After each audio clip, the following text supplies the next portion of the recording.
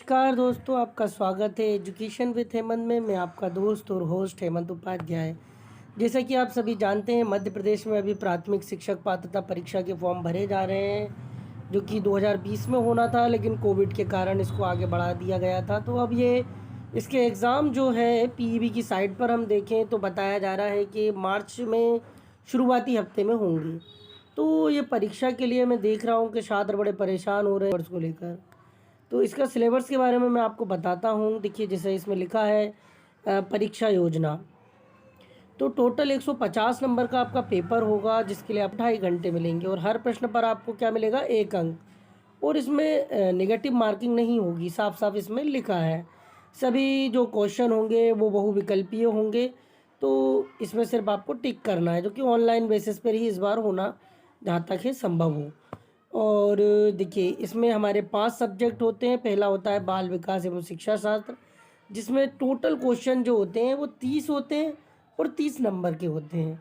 भाषा फर्स्ट में आप हिंदी, इंग्लिश, संस्कृत, उर्दू में से कोई भी एक लैंग्वेज ले सकते हैं। इसके भी आपको जो है 30 क्वेश्चन आते हैं और 30 नंबर के ही होते हैं। लैंग्वेज सेकंड में जो लैंग्वेज आपने फर्स्ट में ली है उसे छोड़कर बाकी की लैंग्वेज में से कोई भी एक लैंग्वेज ले सकते हैं। ये भी 30 नंबर का होता है और इसमें भी आपको 30 मार्क्स मिलते हैं। हमारा चौथा सब्जेक्ट होता है गणित।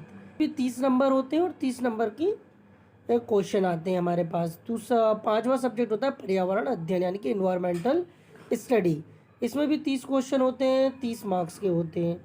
जो प्रश्नों की प्रकृति होती है और वो मैं आपको बता दे रहा हूँ कि जो इसमें आप देखेंगे साफ साफ लिखा हुआ है, बाल विकास एवं शिक्षा शास्त्र के प्रश्न 6 से 11 वर्ष आयु समूह के शिक्षण एवं सीखने के शैक्षिक मनोविज्ञान पर आधारित होंगे, जो विशिष्टताओं की समझ, आवश्यकता और मैं आपको बता देता हूँ आवश्यकता, विभिन्न प्रकार के शिक्षार्थियों का मनोविज्ञान, शिक्षार्थियों के साथ संवाद और सिखाने हेतु अच्छे फैसिलिटेटर की विशेषताएं एवं गुणों पर आधारित होंगे। तो इस प्रकार से ये सारी क्रियाविधि रहेगी। मैं आपको इसमें मेन जो हमारी चीज़ है वो आपको बता देता हूँ कि सबसे पहले हमारा जो है वो मैं आपको सब्जेक्ट वाइज सारी चीज़ें बता देता हूँ। सबसे पहले आप यदि ध्यान दें तो हमारा है बाल विकास एवं शिक्षा शास्त्र, चाइल्ड डेवलपमेंट एंड पेडागोजी। तो देखिए, इसमें जो रहते हैं हमारे मेन बाल विकास में कितने क्वेश्चन आते हैं, लगभग 15 क्वेश्चन, यानी कि 30 में से 15 क्वेश्चन क्या आते हैं, बाल विकास के आते हैं। वो तो 15 नंबर आप बाल विकास को अच्छे से पढ़कर ला सकते हैं। इसमें टॉपिक क्या क्या रहेंगे ये भी मैं आपको बता दे रहा हूँ। बाल विकास की अवधारणा एवं इसका अधिगम से संबंध, जैसे कि हमारा वृद्धि एवं विकास और विकास को प्रभावित करने वाले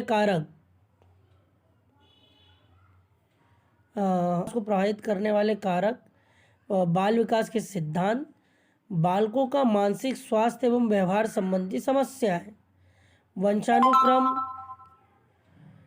वंशानुक्रम एवं वातावरण का प्रभाव, सामाजिकरण प्रक्रिया, सामाजिक जगत एवं बच्चे, शिक्षक और अभिभावक साथी, इन सब पर चर्चा। और सबसे महत्वपूर्ण थ्योरी कौन कौन सी इसमें आती है वो आप देखिए, प्याजे, पावलाव, कोहलर, थॉर्नडाइक, रचना एवं आलोचनात्मक स्वरूप, इनकी जो क्रिएटिविटी है और ये सारी चीज़ें आएंगी। अब हम देखें तो बुद्धि की रचना, आलोचनात्मकता, रूप और उसका मापन, व्यक्तित्व उसका मापन, भाषा और विचार, सामाजिक निर्माण के रूप में जेंडर की शैक्षणिक प्रथाएं, अधिगमकर्ताओं में व्यक्तिगत भिन्नताएं, भाषा, जाति, लिंग, संप्रदाय आदि की विषमताओं में समझ। तो ये सारी चीज़ें इसमें आएंगी। उसके बाद यदि आप देखें तो आएगा अधिगम के लिए आकलन, और अधिगम का आकलन में अंतरशाला आधारित आकलन, ये सारी चीज़ें उसमें आएंगी। तो आप इस चीज़ को समझ सकते हैं। कक्ष में होने वाली ये सब अधिगमकर्ता की उपलब्धि के आकलन, ये सारी चीज़ें। और फिर 5 नंबर की जो क्वेश्चन आएंगे, बाल विकास में हमको कितने आ जाएंगे, 15 नंबर। उसके बाद आएगा इंक्लूसिव एजुकेशन, यानी कि समावेशी शिक्षा की अवधारणा एवं विशेष आवश्यकता वाले बच्चों की समझ वाले क्वेश्चन आएंगे 5। इसमें जो टॉपिक्स रहेंगे वो है अलाभान्वित एवं वंचित वर्गों सहित विभिन्न पृष्ठभूमि के अधिगमकर्ताओं की पहचान, अधिगम कठिनाइयाँ, क्षति आदि से ग्रस्त बच्चों की आवश्यकताओं की पहचान, प्रतिभावान, सृजनात्मक, विशेष क्षमता वाले अधिगमकर्ताओं की पहचान, समस्याग्रस्त बालक पहचान एवं निदानात्मक पक्ष, बाल अपराध कारण एवं प्रकार। तो ये सारी चीज़ें इसमें आएंगी। जैसा कि यदि किसी बच्चों ने जिनका रीत में सिलेक्शन नहीं हो पाया, उन्होंने भी तैयारी की होगी या सी-टेट की आप तैयारी कर रहे हो, तो बहुत से जो टॉपिक्स हैं हमारे वहीं से उठाए गए हैं। तो आप तैयारी कर रहे थे तो उसको और बेहतर करें। और जो आगे के 10 क्वेश्चन आएंगे बाल विकास पेडागोजी में, वो मैं आपको बताता हूँ कैसे बच्चे सोचते हैं, सीखते हैं, बच्चे का साला प्रदर्शन में सफलता प्राप्त करने में क्यों और कैसे असफल होते हैं, ये सारी सकते हैं। यदि आप चाहें तो मैं पढ़ के बता भी देता हूँ। शिक्षण और अधिगम की मूलभूत प्रक्रियाएं, बच्चों के अधिगम की रणनीतियाँ, अधिगम एक सामाजिक प्रक्रिया के रूप में, अधिगम का सामाजिक संदर्भ, या जो हम सीखते हैं उसका समाज का हमारे ऊपर कैसे प्रभाव पड़ता है, बच्चों के ऊपर कैसा प्रभाव पड़ता है, ये सारी चीज़ें इसमें बताई गई हैं। समस्या समाधानकर्ता और वैज्ञानिक अन्वेषण के रूप में बच्चा, बच्चों में अधिगम की वैकल्पिक धारणा, यानी कि कोई एक तरीके से नहीं सीखना, किसी चीज़ को अलग अलग तरीके से सीखना, ये सारी चीज़ें। बच्चों की त्रुटियों को अधिगम प्रक्रिया में सार्थक कड़ी के रूप में समझना। तो ये कुल मिला के टीचर के जो काम है वो सारी चीज़ें इसमें आएंगी। और संवेग, अभिप्रेरणा और अधिगम, अधिगम में योगदान, यदि आप कोई चीज़ सीख रहे हैं तो कैसे सीखते हैं आप, व्यक्तिगत, पर्यावरणीय, निर्देशन एवं परामर्श, अधिक्षमता, अभिक्षमता और उसका मापन, स्मृति और विस्मृति। तो इस प्रकार से ये क्वेश्चन आते हैं, आप इस चीज़ को समझें। अगला जो है हमारा, अगर जैसे मैं आपको बताऊं तो हिंदी भाषा, इसके भी 30 क्वेश्चन रहते हैं। 15 क्वेश्चन हमें आएंगे भाषाई समझ और अवबोध पे। भाषाई समझ अवबोध के लिए 2 अपठित दिए जाएंगे आपको, गद्यांश और पद्यांश दिए जाएंगे, जिसमें गद्यांश होगा तथा दूसरा अपठित होगा। इस अपठित में से आपको समझ, अबोध, व्याख्या, व्याकरण, मौखिक योग्यता से संबंधित प्रश्न किए जाएंगे। गद्यांश साहित्यिक, वैज्ञानिक, सामाजिक, समरसत्ता, तात्कालिक घटनाओं पर आधारित हो सकते हैं।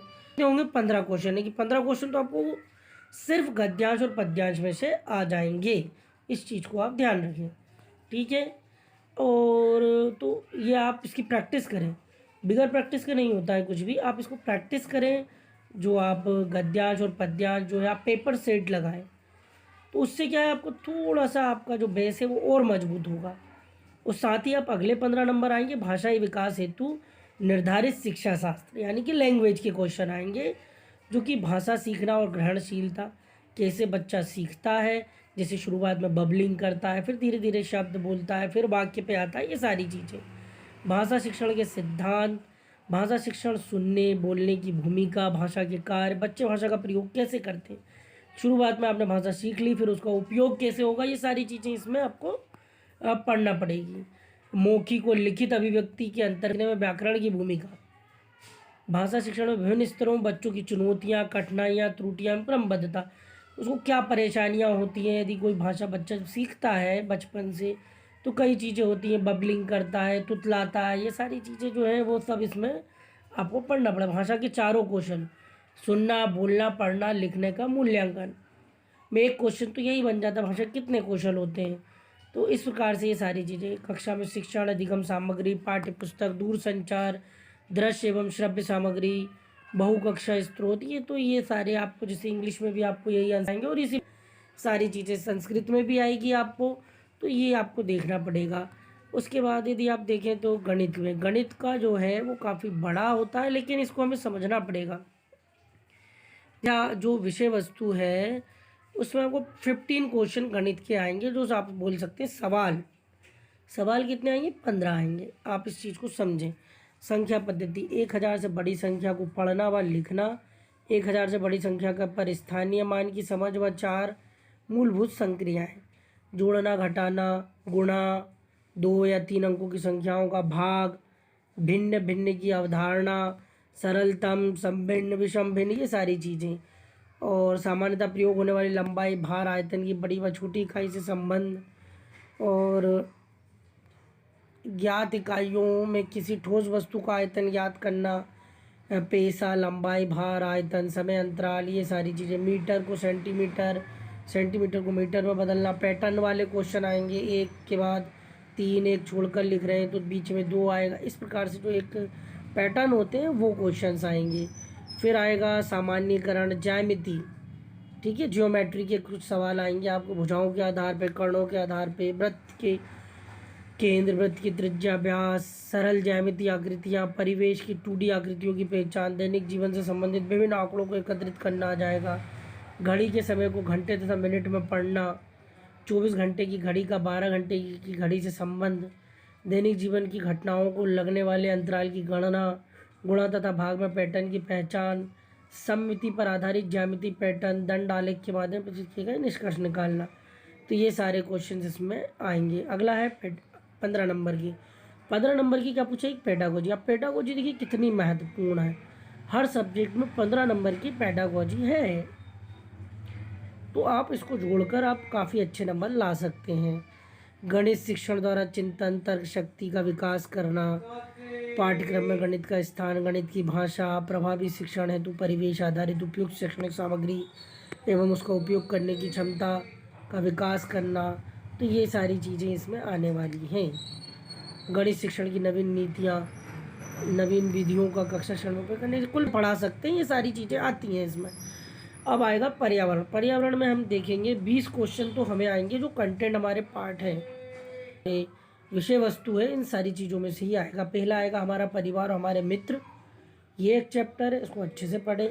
खेल एवं कार्य पर आएगा, आवास पर आएगा, हमारा भोजन और आदतें, पानी और हवा प्रदूषण एवं संक्रमण, प्राकृतिक वस्तुएं और उपज, मानव निर्मित साधन एवं उनके क्रियाकलापों का प्रभाव, अंतरिक्ष विज्ञान, तो ये सारे। अब इसके बाद जो बचे हुए 15 नंबर 10 नंबर हैं वो फिर से पेडागोजी। अब देखिए पेडागोजी बहुत महत्वपूर्ण है, तो पेडागोजी वही है कि आप कैसे पढ़ाएंगे, कैसे उसको जोड़ेंगे पर्यावरण के साथ, तो ये सारी चीज़ें इसमें आएंगी।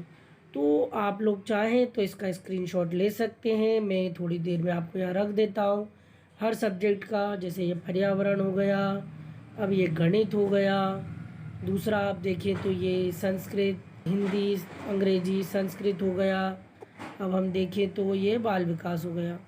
तो तैयारी करें अच्छे से, अच्छे नंबर लाएं और आगे बढ़ें। हम यही चाहते हैं कि आप बहुत बेहतर प्रदर्शन करें। धन्यवाद, जय हिंद।